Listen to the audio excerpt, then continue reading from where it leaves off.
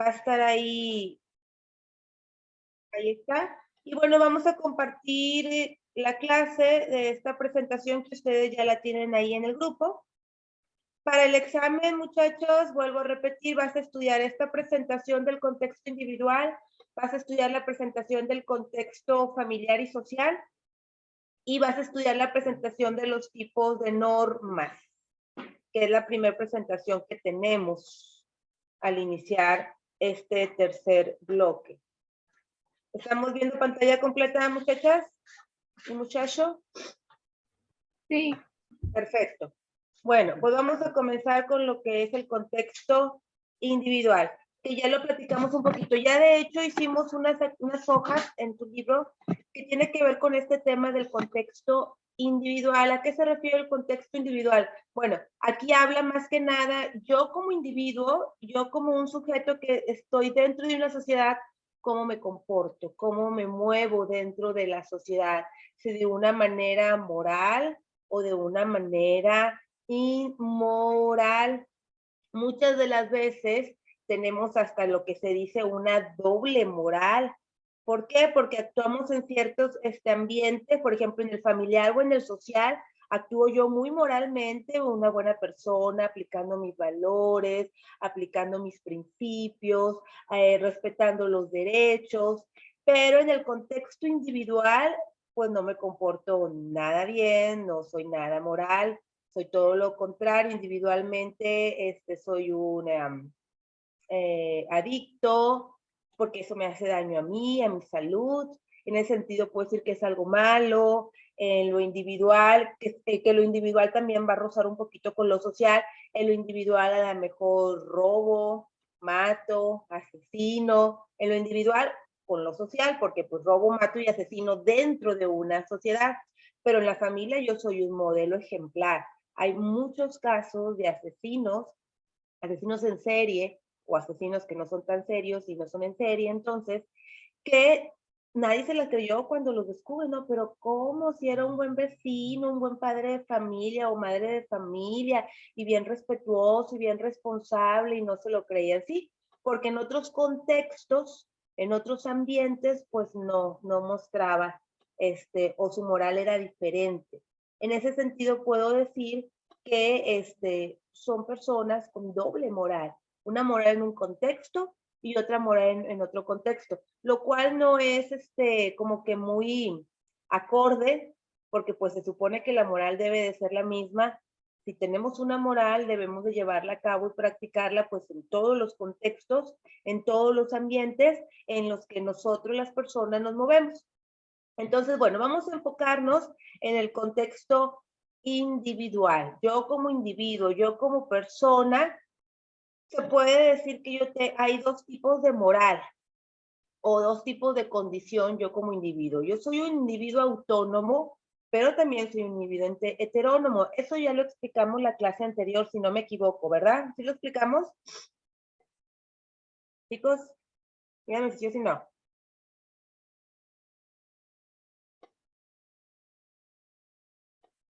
Chicos. Bueno. ¿Qué es la moral o qué es el individuo heterónomo? Y bueno, el individuo heterónomo es aquel, como tú, como yo y como todos los demás, que estamos sujetos siempre a las reglas y normas de la sociedad, de la familia, del trabajo, de la iglesia o de cualquier otro ambiente en donde yo me mueva. Siempre vamos a ser sujetos heterónomos, porque siempre vamos a estar sujetos a las normas y reglas de otros ambientes. En cambio, la autonomía, en este sentido, por ejemplo, el momento en que yo sigo las reglas de un lugar, sigo las normas de un lugar, sigo las leyes de un lugar, pues soy una persona moral, heterónomamente hablando, porque es las leyes de ese lugar y las sigo. La autonomía es cuando yo ya soy una persona capaz de establecerme mis propias normas, ¿sí? Basadas a lo mejor en las normas que me establecen otras personas, pero al fin de cuentas yo establezco mis propias normas, mis propias costumbres, mis propios principios y los sigo. Piaget, esta persona que tenemos aquí, él fue un psicólogo suizo, ya en la década, murió por allá en la década de los 80. Y muchos de sus trabajos que hizo durante vida como psicólogo fue estudiar a los niños. Uno de los aspectos que estudió en los niños pues, fue la inteligencia, cómo se va desarrollando la inteligencia en los niños y cómo se va desarrollando esa capacidad de solución de problemas y todo ello. Pero otro aspecto interesante que se enfocó también Piaget en entender es precisamente cómo se va construyendo la moral en los niños.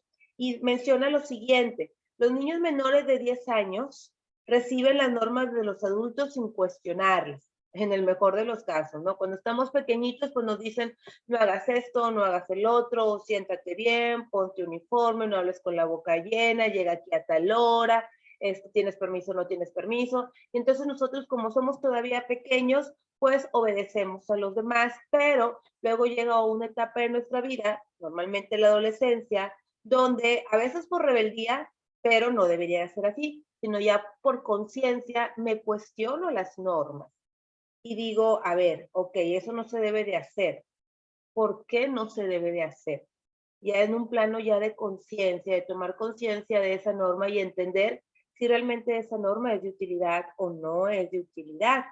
Una cosa es que yo diga, pero ¿por qué lo voy a hacer en tono de rebeldía? Y otra cosa es que yo me cuestione y cuestione al otro, ¿por qué lo voy a hacer? En un sentido de entender qué es lo que pasa a mi alrededor y por qué tengo que seguir tal o cual norma.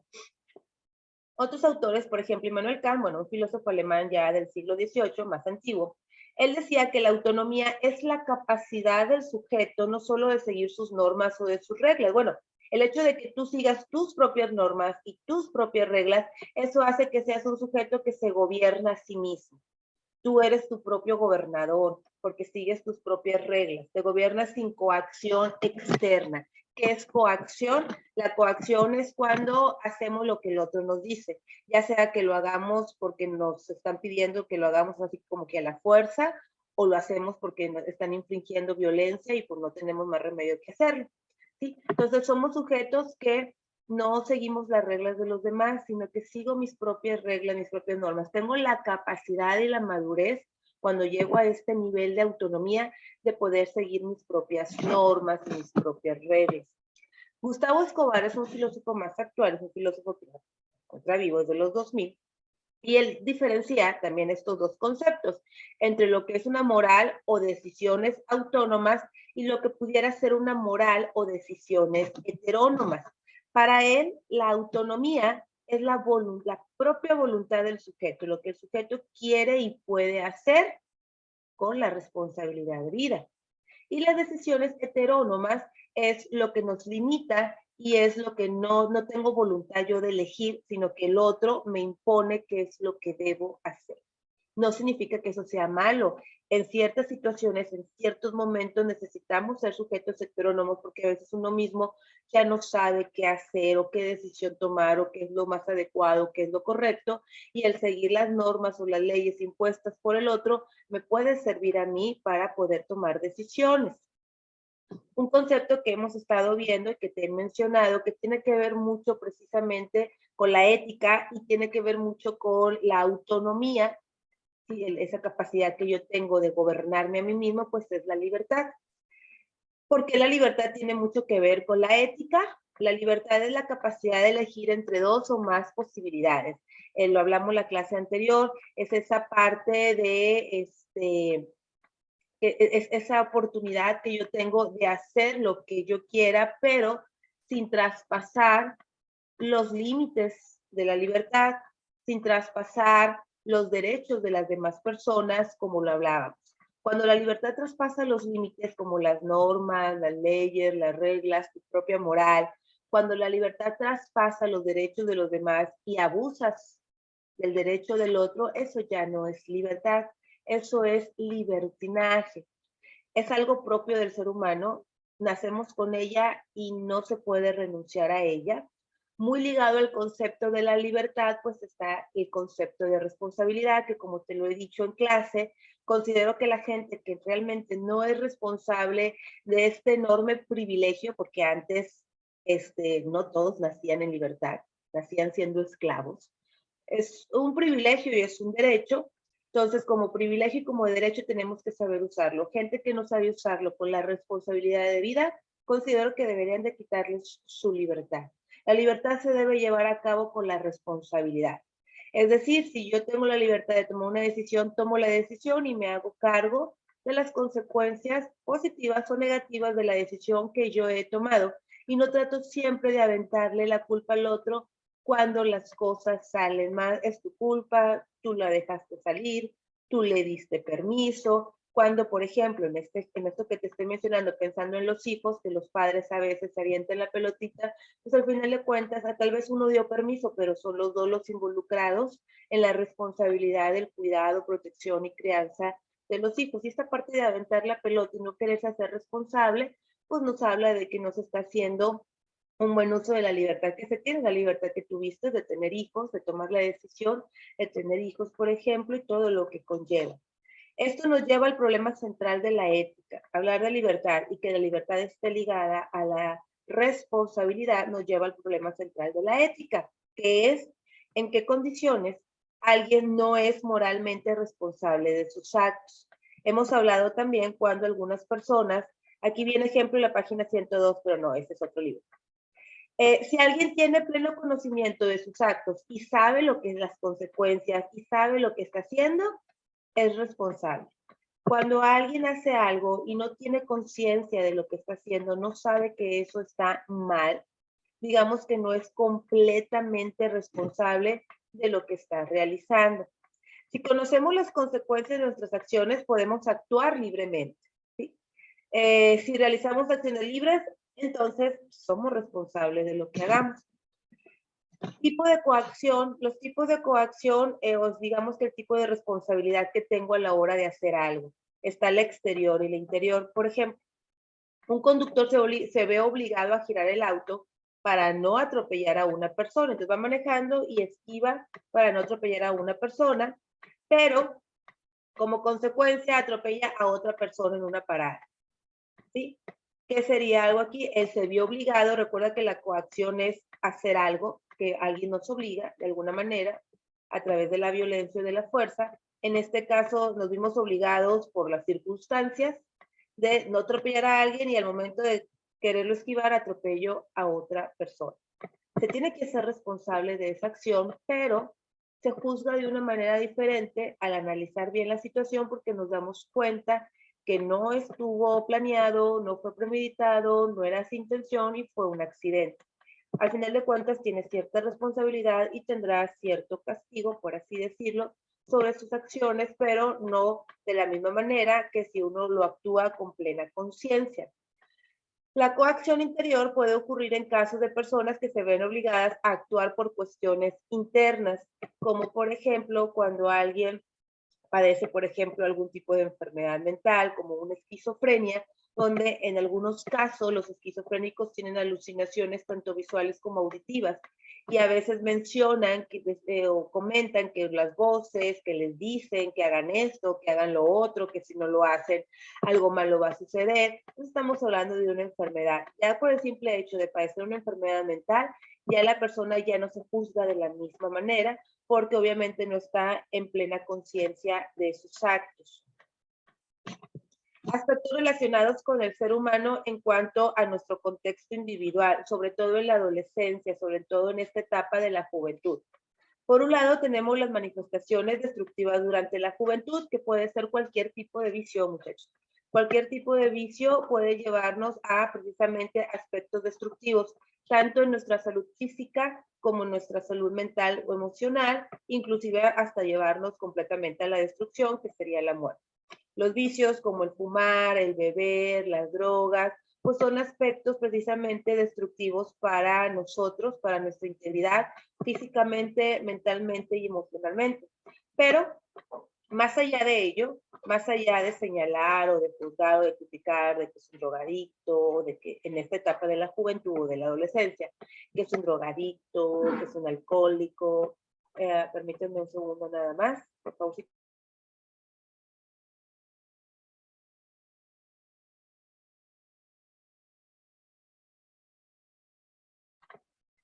Perdón, más allá de juzgar, tenemos también que entender el trasfondo, qué es lo que está haciendo que esa persona, que este joven haya llegado a este nivel de fumar, de drogar, de beber.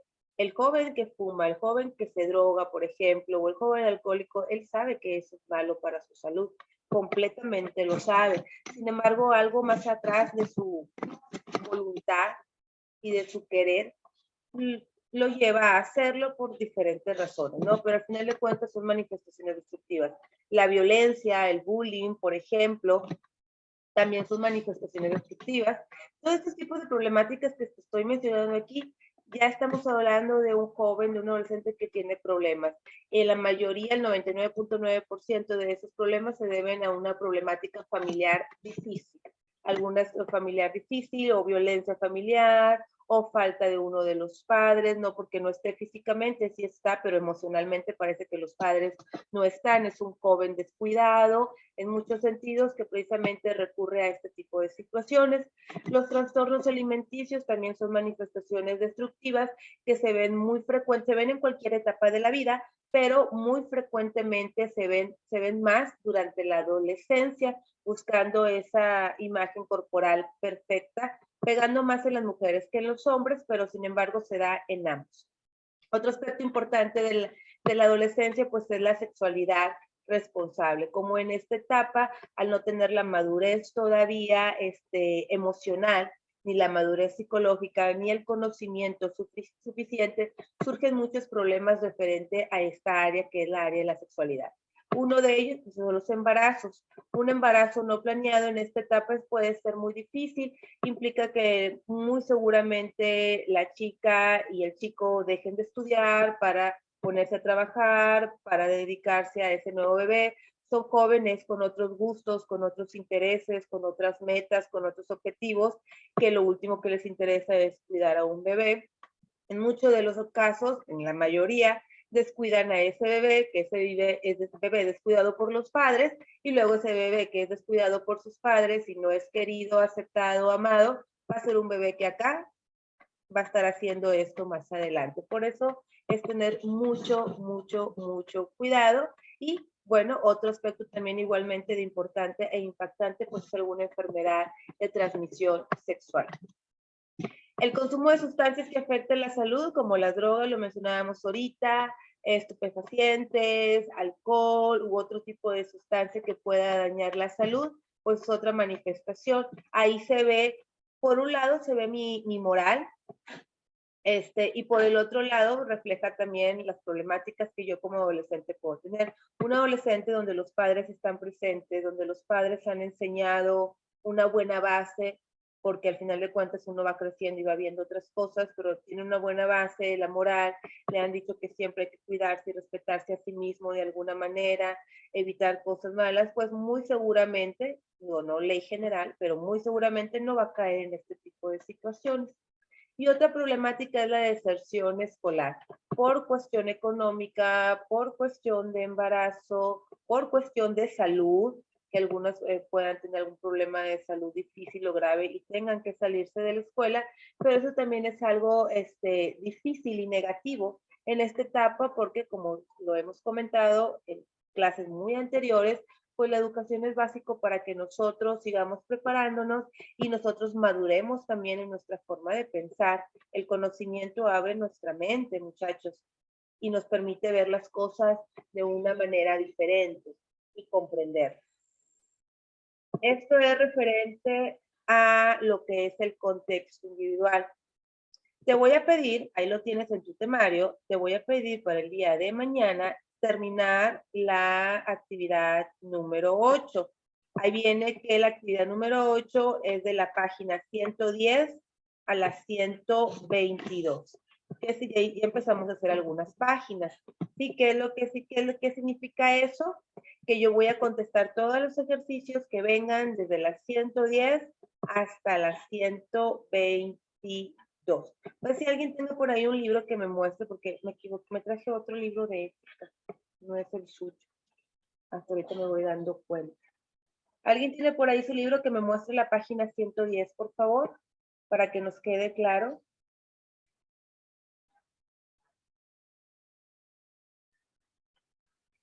¿Quién tiene ahí su libro de ética, muchachos?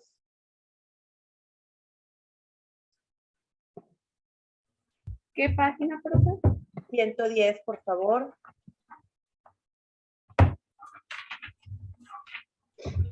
Creo que ya la contestamos, pero nada más para estar seguros. Esta 110. Esa ya la contestamos. Ya debería estar revisada. Si no la ha hecho, hay que hacerla. Y luego muéstreme la 111. A ver, muéstreme otra vez la 110 para que sus compañeros la vean bien. Pero ya la encargamos. Sí, él la encargó el jueves para revisar mañana. Sí, ¿verdad? Bueno, muéstreme la 111, por favor. Así una por una rapidito, si no hay mucha molestia. Ahí viene, súbalo, ¿viene alguna actividad ahí en la 111?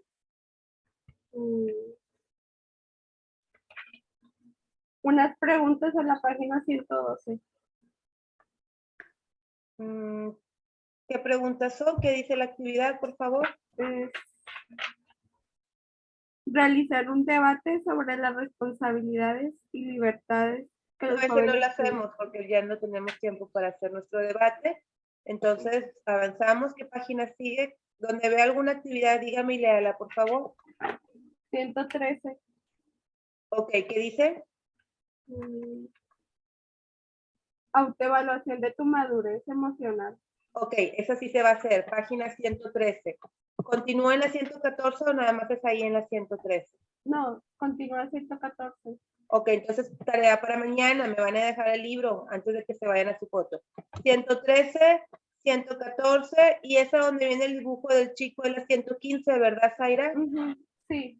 113, 114, 115. Y continúa en la 116. Ok, entonces de la 113 a la 116. ¿Qué tenemos en la 117, Zaira? Los problemas sexuales de la actualidad. También la 117. Vamos de la 113 a la 117. ¿Qué más? Ya que, bueno, en la 120, para discutir y analizar. Bueno, eso se hace individual. La 120 también. ¿Qué tenemos en la 121? Son factores y porcentajes nada más. En la siguiente, 122, que ahí terminamos la 8. Es un cuestionario.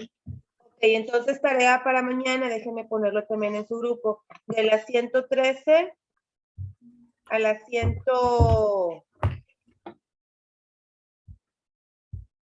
De la 113 a la 117, si no me equivoco.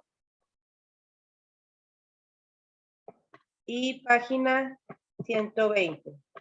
Se deja el libro mañana en la escuela. Me lo dejan a mí, yo ahí estoy. Ahí lo voy a poner como quieran para que lo tengan. Y con eso cerramos la actividad 8. Quedaría pendiente la 9, pero luego te digo cuándo la encargo, porque la 9 tiene que ver con esto que ahorita voy a explicar ahora. Vamos a explicar ahora los contextos familiares y sociales. Ya checamos el contexto individual. Ahora vamos a revisar el contexto familiar y social. Ya desde lo individual, pues cómo yo me muevo, qué cosas hago, como joven, como adolescente, por ejemplo, drogarme, una sexualidad irresponsable, tal vez no dedicarle como deba dedicarle como parte de mi responsabilidad a la escuela, contamino mi ambiente, que tiene que ver también con lo individual, pero a lo mejor en casa soy un angelito, es otro contexto diferente y no debiera de ser así. Nosotros, nuestras conductas o nuestros comportamientos pues tienen que ser equiparables, tienen que ser igual en cualquier ambiente. No debo de tener otras caras, no otros rostros.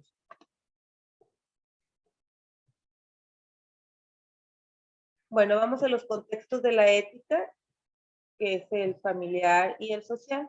Es una presentación breve. El contexto familiar es Todos son igualmente de importantes, pero aquí es donde empieza todo, muchachos. Se los he comentado creo que en algunas otras ocasiones.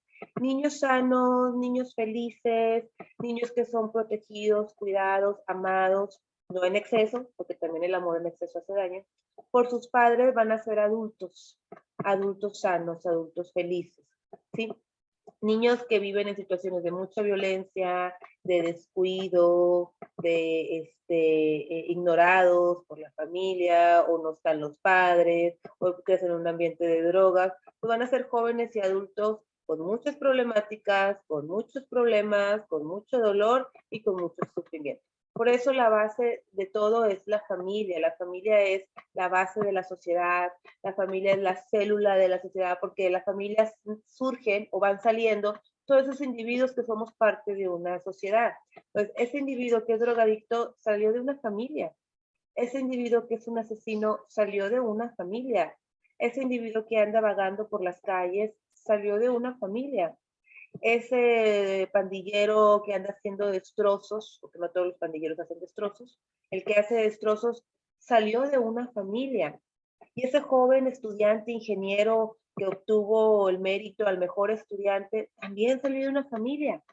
¿Cuál es la diferencia entonces entre ese joven que se graduó, que hace cosas bien, que crea cosas para el bien de los demás, o sea, y ese otro joven que no sigue estudiando, que está hundido en las drogas, en problemas, o fue al crimen organizado? ¿Cuál es la diferencia? Pues la diferencia está en la familia en la que, de la cual surgió, de la cual se desprende este sujeto. La familia es muy importante porque la familia tiene una función ética. Esa función que tiene la familia es la de transmitir una moral a sus miembros. Es importante que la familia transmita una buena moral, que transmita valores, costumbres, hábitos y principios. Si es una familia no transmite una moral, pues ese sujeto va a crecer sin moral o con una moral muy confusa. Si en esa familia las costumbres es robar, por ejemplo, pues para ellos lo van a ver como algo bien y lo van a seguir haciendo la parte de robar. No hay ningún problema. Como la película, si no la han visto, se la recomiendo, está muy padre, la película de Parásitos, que es una película coreana, donde habla precisamente de una familia integrada por papá y dos hermanos que se dedican a estafar a la gente. Y es parte de su moral, es parte de sus costumbres y de sus hábitos, y ellos en ningún momento lo ven mal, porque es algo que siempre se les ha enseñado o siempre se les ha inculcado, y entonces pues es parte de, y siempre van a seguir comportándose de esa manera. La familia transmite conocimientos, valores, costumbres, normas, juicios. Si las costumbres que transmite no son costumbres adecuadas, por ejemplo, la costumbre de la violencia, el niño nace con violencia, crece con violencia, se vuelve una costumbre y para ese niño es algo normal. Entonces, pegar, agredir al otro, gritarle o ofenderlo, pues para ese niño es algo normal, ¿sí? Los valores que se nos infunden, que se nos enseñan, son imborrables, quedan en nosotros, pero pueden cuestionarse. A lo mejor tú creces con un valor bueno y de la ayuda, la solidaridad, y el día de mañana creces y te lo cuestionas, oye, pues qué tan bien es, qué tan bueno es que yo ayude a los demás. O a lo mejor tú creces con un antivalor que siempre te inculcaron y el día de mañana creces y te das cuenta que ese antivalor es un antivalor y que no es bueno. Y puedes tal vez corregirlo. La familia como experiencia, dice Escobar, la familia como experiencia primera y fundamental de la vida representa el primer momento en la moralización del individuo. ¿Sí? Es en el primer momento, es ahí donde comienza el proceso de moralizarlo, de inculcarle una moral. La familia es el primer ejemplo del niño para todo, de cómo llevarse con los demás, de cómo comunicarse con los demás, de cómo expresar nuestro afecto, nuestros sentimientos. Es el primer ejemplo de todo. Aspectos éticos relacionados con la familia. Usos y costumbres familiares. Hay familia que tiene, bueno, sus costumbres, estar juntos, compartir la hora de la comida, compartir la hora de la cena, ayudarse, apoyarse, ser solidario, respetarse, etcétera. Pero bueno, pues hay familias que tienen costumbres diferentes y que no son tan buenas porque pueden crear problemas, como les comento, familias que crecen dentro de la violencia, del maltrato, de la drogadicción, del alcoholismo, del fumar en exceso, que es un vicio también y hace mucho daño. Familias como el ejemplo que te ponía en la película, que crecen enseñándoles a robar, enseñándoles a estafar a la gente como algo normal, como una actividad que se necesita hacer para sobrevivir, ¿no? Un aspecto también importante, bueno, pues es la violencia familiar. Hay familias que constantemente viven bajo esta situación y es una costumbre. Hay morales que pueden resultar dañinas. Hay morales o hay costumbres que pueden resultar perjudiciales para los integrantes de esa familia, como es el alcoholismo, las drogas, la violencia.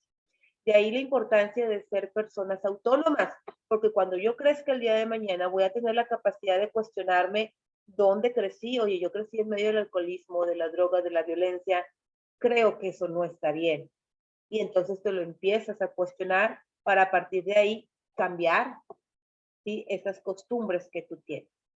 Y por otro lado está el contexto social. La sociedad también tiene una función importante con sus miembros. A través de sus normas o sus leyes trata de tener cierto control, pero a través de sus acciones, de lo que, por ejemplo, de las redes sociales o de los medios de comunicación nos muestran, pues parece que también es una doble moral, porque nos muestran cosas que no quieren que hagamos dentro de sociedad, pero que dentro de las películas, programas u otro tipo, caricaturas u otro tipo de contenido, pues pareciera que necesitan hacer otras cosas. Identidades culturales y contemporáneas. Uno de los aspectos centrales es dejar huella. Las personas siempre quieren dejar huella, uno más que otros. Queremos ser reconocidos, queremos que nos reconozcan, queremos ser personas que nos identifiquen. Y hoy en día, pues tenemos lo que es el uso de la tecnología como algo bien importante. Hoy en día los jóvenes y los no tan jóvenes, pues todo el tiempo se la pasan precisamente conectados en las diferentes redes. Entonces ya no importa propiamente la comunicación directa, sino a través de las redes. Alguien tiene más valor si tiene muchos likes. Alguien tiene más valor si tiene muchos seguidores. Si tienes muchos seguidores, eres guapo. Si tienes muchos likes, eres igual. Aunque publiques puras babosadas, puras cosas sin contenido, puras cosas absurdas, o inclusive hasta cosas de violencia, pero si tienes puro like, eso es bueno.